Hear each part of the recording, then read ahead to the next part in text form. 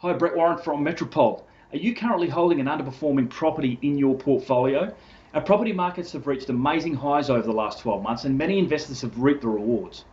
While that's certainly great news, it has potentially covered up many mistakes that investors could have made without even knowing. The old saying, a rising tide lifts all ships, may well have applied to our property markets throughout 2021. Everyone's looked like a professional and everyone looks like they've got it right as property values continue to climb. But the consensus is that our markets will slow throughout 2022 and many predicting a downturn in 2023. With a change expected, it may be the ideal time to look to offload your underperforming assets before it's too late. I guess the first thing to understand is to understand if you do have an underperforming asset or an inferior property in your portfolio.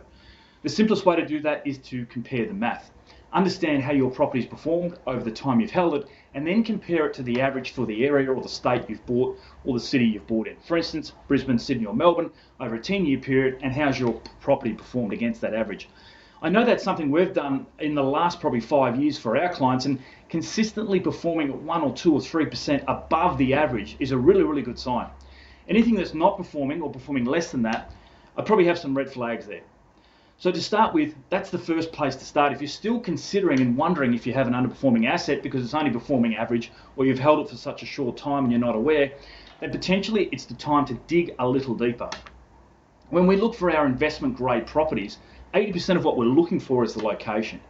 We're generally buying in our capital cities where there's a huge amount of demand from large scale employment hubs, and also things like good school catchments and public transport and infrastructure. All that demand's driving while there's very low supply. There's not another 1,000 apartments or another 1,000 homes we could potentially build in that area. Most areas are in fact landlocked. So that's the 80% rule. If your property doesn't stack up to that, then maybe you need to consider looking elsewhere.